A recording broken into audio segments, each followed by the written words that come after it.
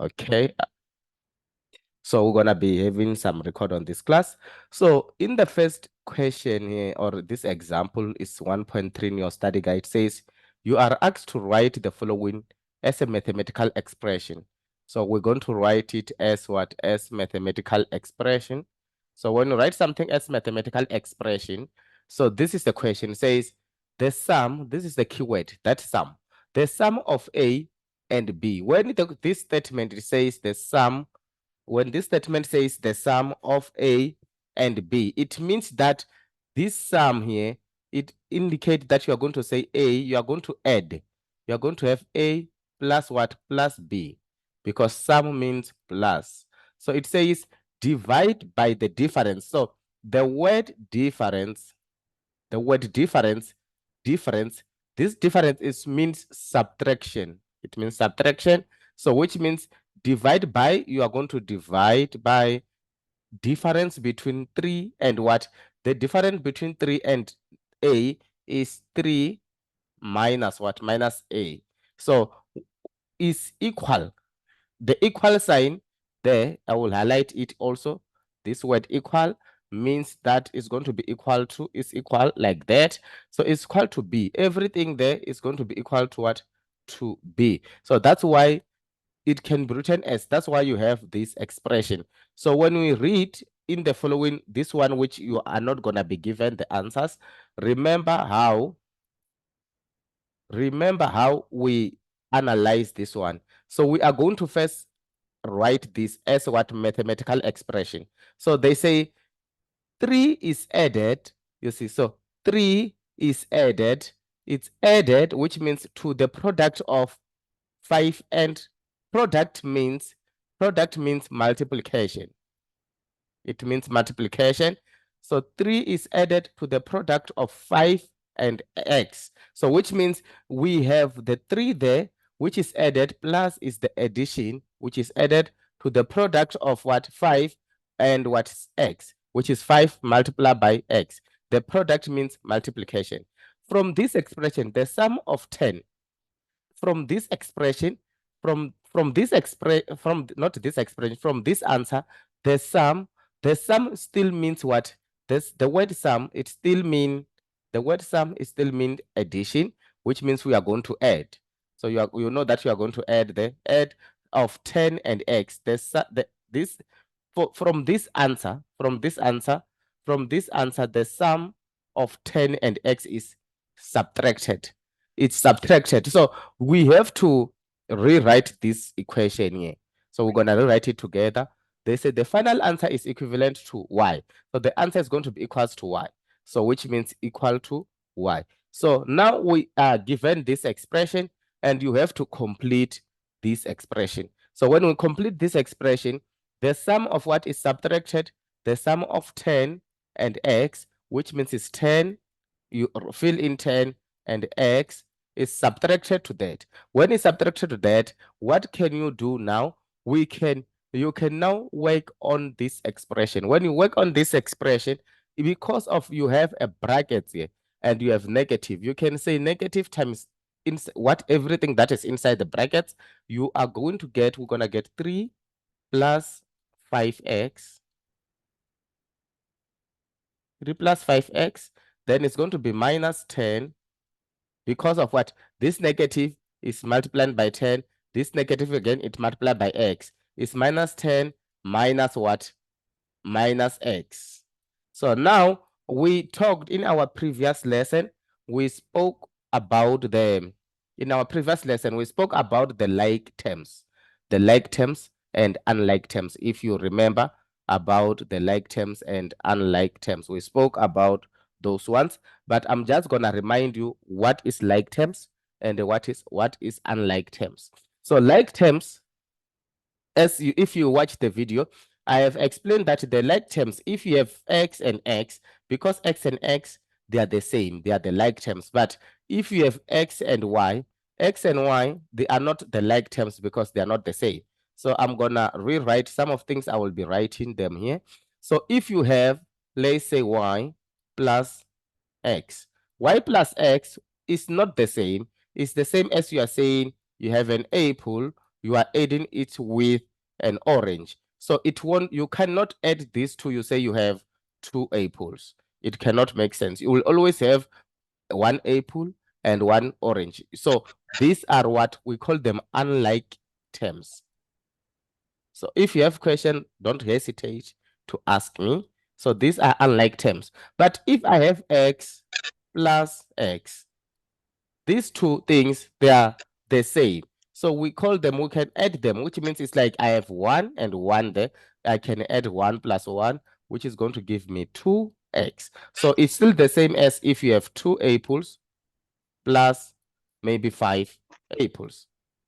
So these are the same thing. So you can add them, which means you can say I have 7 what? 7 apples. So it's the same. So you must take it, these are, we call them like terms.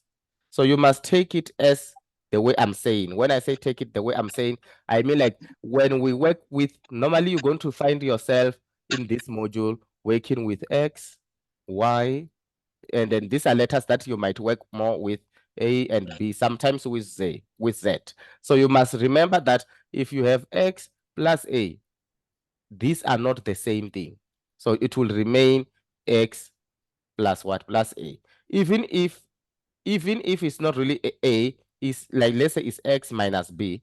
X minus B, it will always be X minus B. Because they are the unlike terms. But if you have X minus X, these are the same terms. So because they are the same terms, you can subtract them. So X minus X is the same as you are saying 1 minus 1 there, which is going to give you 0. So let's go back to what we have been doing in that question there. So in this question, you will see that we have 3 minus 10, which is a number. So 3 minus 10, you can say, what is 3 minus 10? Because they are the numbers, they are the like terms there. So 3 minus 10, it can give you minus 7. And the other one, we have 5x minus x. So 5x, when we say 5x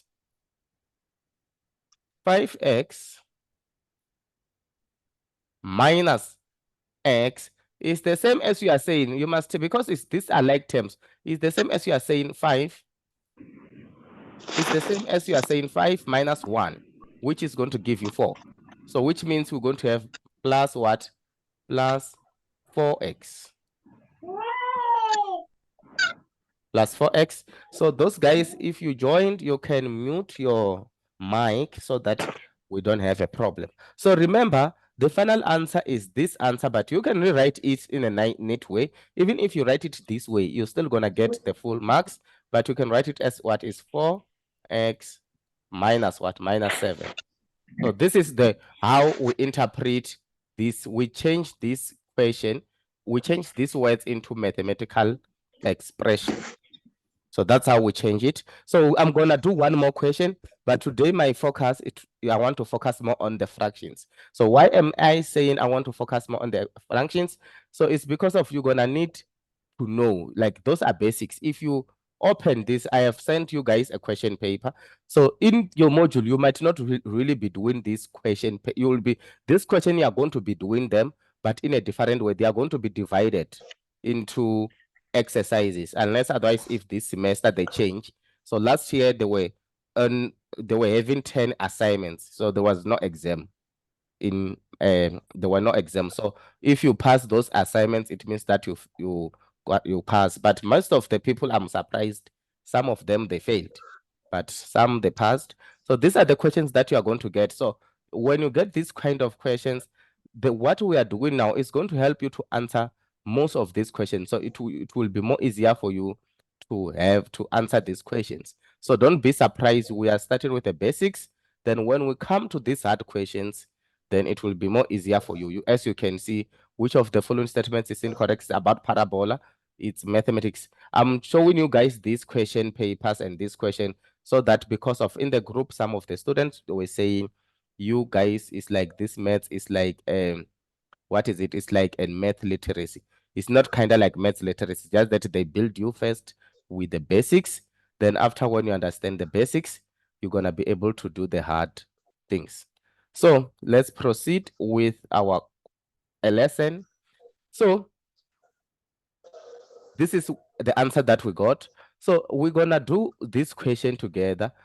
These two questions I will do with you guys. It says the variable e, we have a variable e is equal to, this variable is equal to, it's equal to the sum. Remember, when it says it's equal to the sum, this sum here of a and b. So the sum of a and b, I mean, this e, if you rewrite it, is equal to, this is that equal sign, to the sum is a plus what? A plus b. Eh?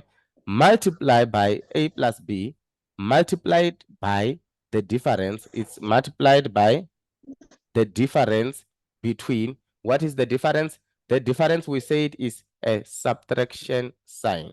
The difference between C and D. So it's going to be multiplied by the difference between C minus D. So that's when now you can also use your what? You can also use your BODMAS rules, whereby you can apply it now. So, okay, because they are multiplied by this, okay, you can put a bracket here. You see, so that's how you can do it. So now we have to write this expression. So to write this expression, I already wrote it for you guys. It's just the matter of E equals to what? A plus B multiplied by the difference between C minus what? Minus D. Even if for now you don't really put the brackets, but you can, it's still gonna be fine. But to put a bracket is indicating that the difference of this is going to multiply both this what? A plus B, the sum of A plus B. So, but by writing it exactly the way we have written it here, it's exactly what is needed. So that's how you're supposed to do that question number 2. So if we go to question number 3, it will tell you also that there's the monthly sum, the monthly salary P, we have P there of a person is 200 rand. We have 200 rand per day plus a monthly per day. Okay, the monthly salary P of a person is 200. Yeah, you can mute your, try to mute your mic. I think it's Katleho. You can mute your mic, ne? I think you are the one who is, I'm not sure. Let me just check, or okay, let me just see if I can mute you. Okay, it's fine. Okay, so the monthly salary pay of a person is 200 rand per day plus a monthly bonus of 500 plus a monthly bonus of 500. You worked D days per month. D days per month. So when you write this one, you have how many days you work. You work this D, that the monthly salary is P. So which means you are in this question, we are going to say, okay, P is going to be equals to your monthly salary. It's going to be 200 a day. So which means it's going to per day you work for 200 rand. But when you work for this 200 rand, you work for how many days a day, a month you work for D, which means you are going to multiply it by D. And then every month you get a bonus of what? Monthly bonus, you get a bonus of 500. So did you see how I write it so quickly? So what is happening here? Your per month you have a P, which is your salary. So this P is equals to every day, this 200 rand here, this 200 here, it means that every day you will be earning, every day you earn 200 per day. You earn 200 per day. So when you earn 200 per day, how many days? A D is the days, is a days per month. So which means you can work maybe your D, that D, for example, per month you can work 15 what? 15 days. So when you work 15 days, then in order for us to know how much you have per month, we're going to say 15 multiplied by 200, then plus 500. 500 rand is the what? Is the bonus, monthly bonus. Monthly bonus, every month you get 500 rand monthly bonus. So the equation, when we write it, this equation is going to say 200 D, you can just say D, 200D plus what? Plus, or multiply by D the way I've written it the first time, plus 500. So these are just a tricky questions that if they are very interesting questions, whereby you can check them out and try them. And then they will also help you in the future when you are maybe reading something, especially if you are in the bank or anywhere. So we're going to proceed with our lesson for about the what? We're going to work more on the fractions today. So what is fraction? Fractions, let me just delete here. So we're going to work with fractions today. So when you see a fraction, I will write x over y. Ne? This is a fraction. So when I say x over y, it can be the same as I'm saying 1 over 2. So you must know that in this fraction here, we have the first one, we call it a numerator. Numerator. And the one down there, we call it the denominator. Denominator.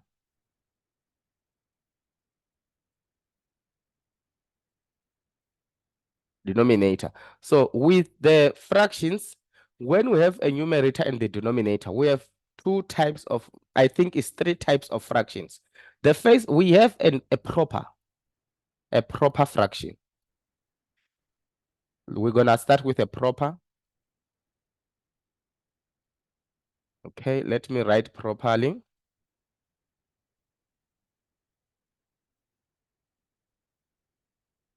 We have a proper fraction.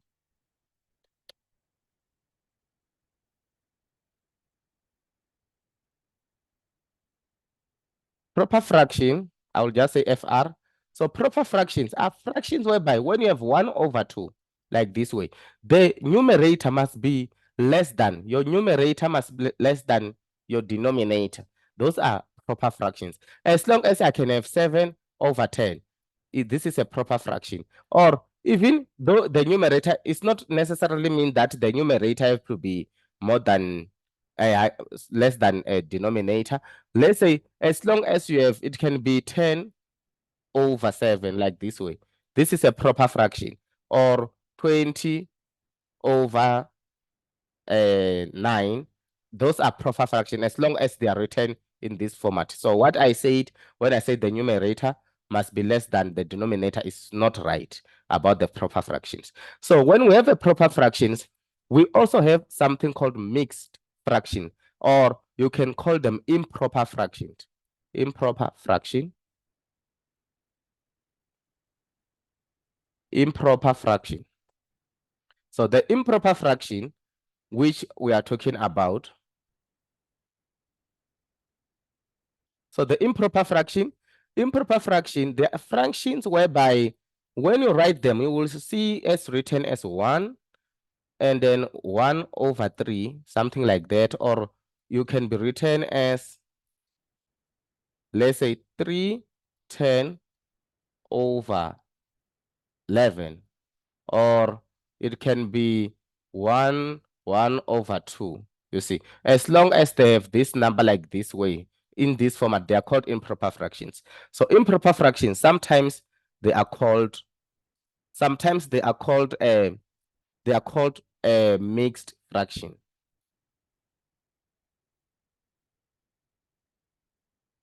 Mixed fractions. So the mixed fractions,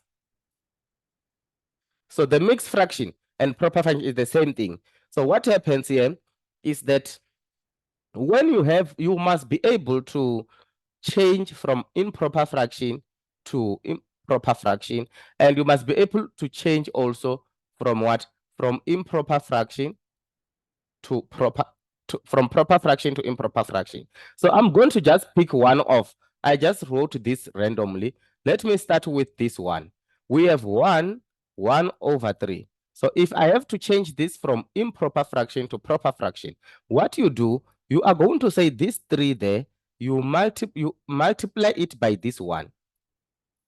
You multiply it by 1, this value there. When you multiply it by this value, add it with this value on top of the numerator plus what? Plus, here we have 1, it's going to be 1. You divide it by this value you have there. You divide it by that one. Then the final answer, it will be 3 times 1, which is 3, plus 1, which is 4 over what? 4 over 3.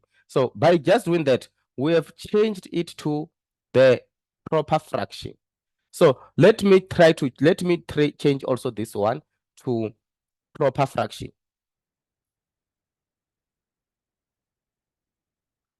So if we have to change 3 over 10 over 11 to proper fraction, what we do, we are going to, so if we have to change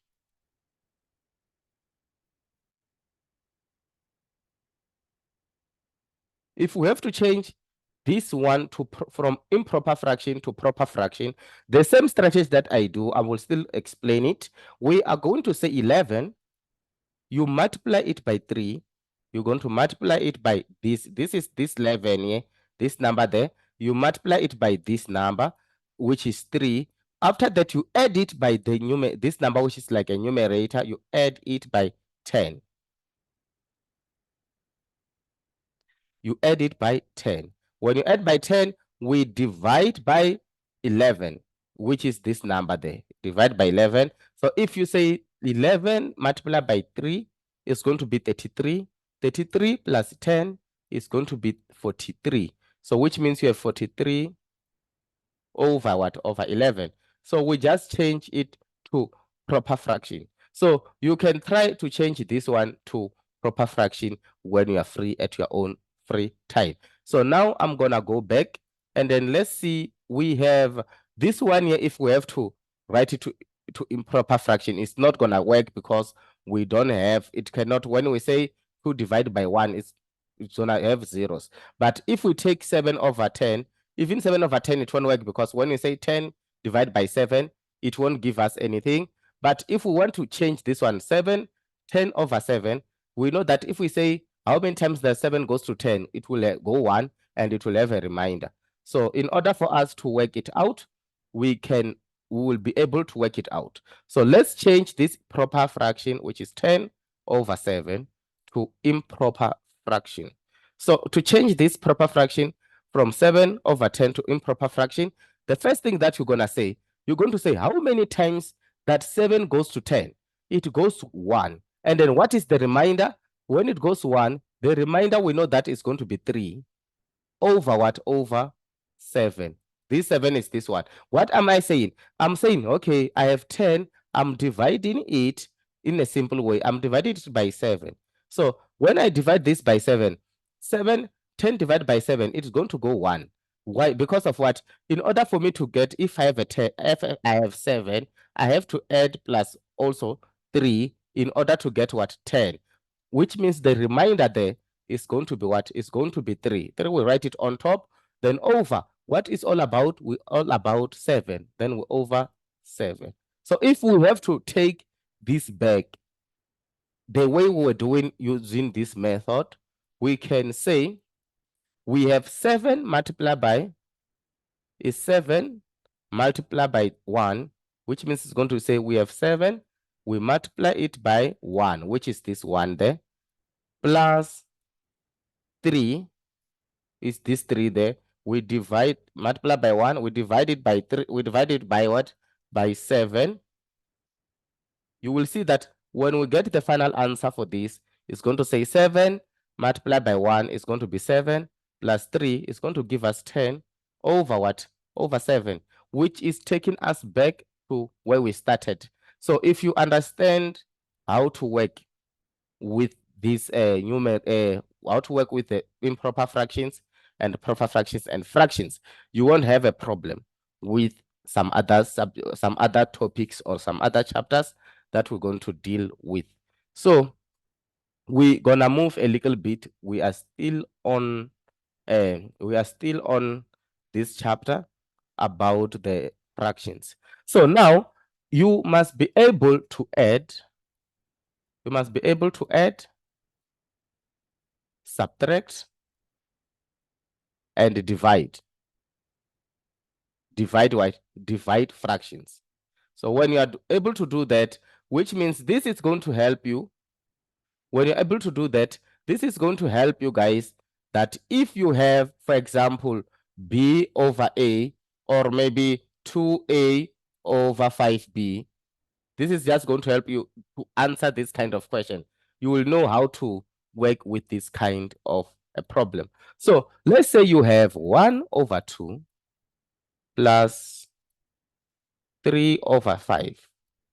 So we have to add these two these two fractions. In order for you to add these two fractions, you have to know, you have to find the lowest multiple, lowest multiple common. Lowest multiple common? Yeah, let me say LCM.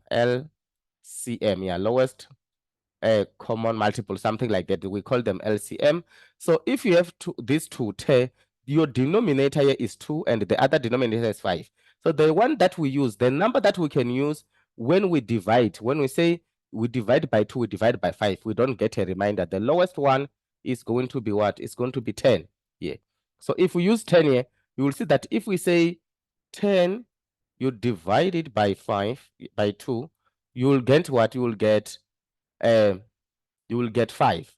And then even if you say 10, you divide it by 5, you will get 2. So, and when we check, there is no any number that is smallest that we can use in such a way that both 2 and 5, when you divide them, you won't have a reminder.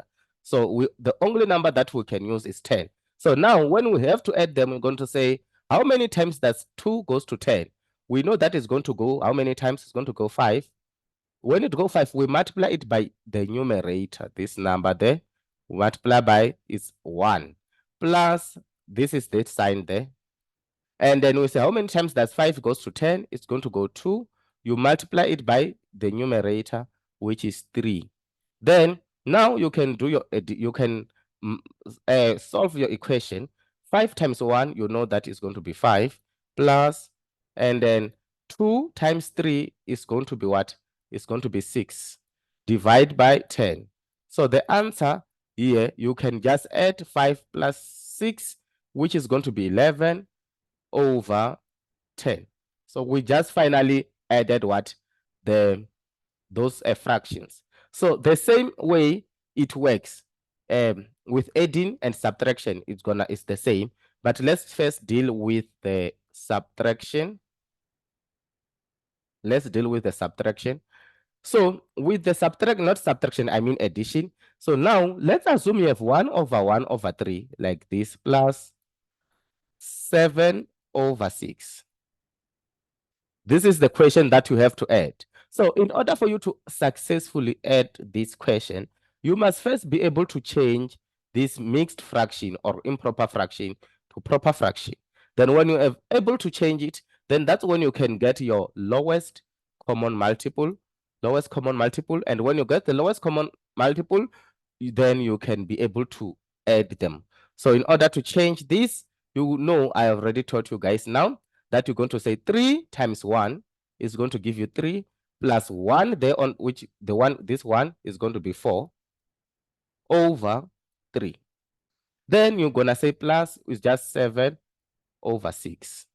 So now you have two numbers, which is 3 and 6. We know that the lowest common multiple of 3 and 6 is going to be 6, because of, if you say how many times that 3 goes to 6, it's going to go out 2, and then how many times that 6 go to 6 is 1. So we can use our LCM, we can use it as 6. So if you say 6 divided by 3 is going to 6. How many times does 3 goes to 6? It's going to go 2. You multiply it by what? 4. Multiply by 4 plus, how many times that 6 goes to 6? It's 1. You multiply it by what? By 7. This 7 there on top. Then we can now try to finish it up. 2 times 4 is going to be 8 plus 1 times 7 is going to be 7 over 6. So now you can add 8 plus 7. 8 plus 7 is going to be 15. If I'm not mistaken, it's going to be 10 plus 5 is 15. You can use your calculator for that. It's going to be 15 over 6. So you have 15 over 6. Then when you have 15 over 6, that's the answer for this question. So that's how you add the improper fractions. and how you change it. So that's why it's very important to know how to work with the improper fractions and proper fractions. So if you go to your study guide here, they have shown you guys, or they have shown you proper fractions first.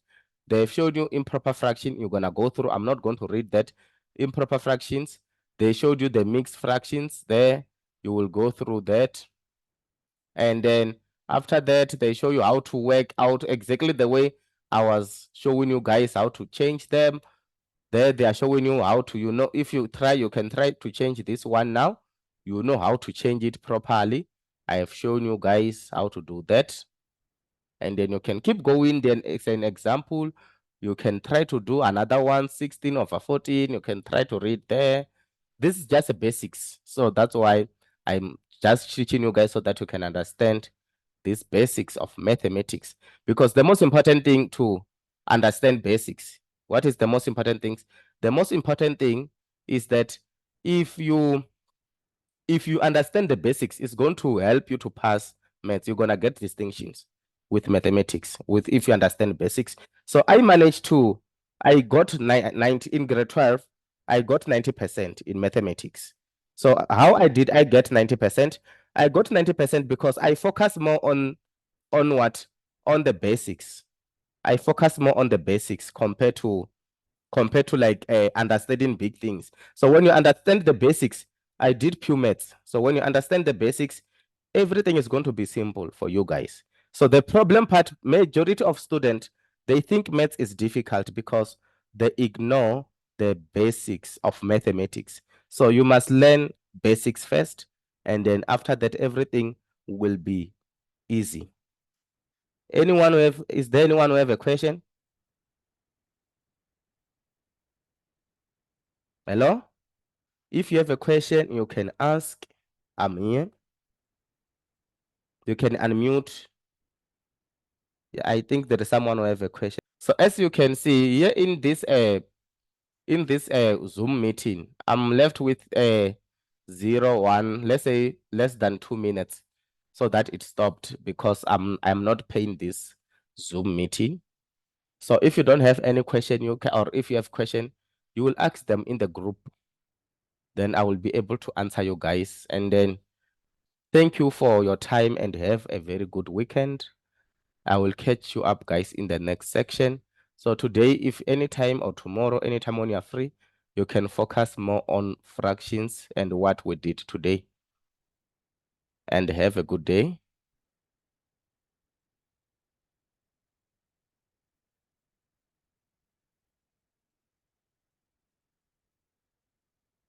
So the class is going to end now, né?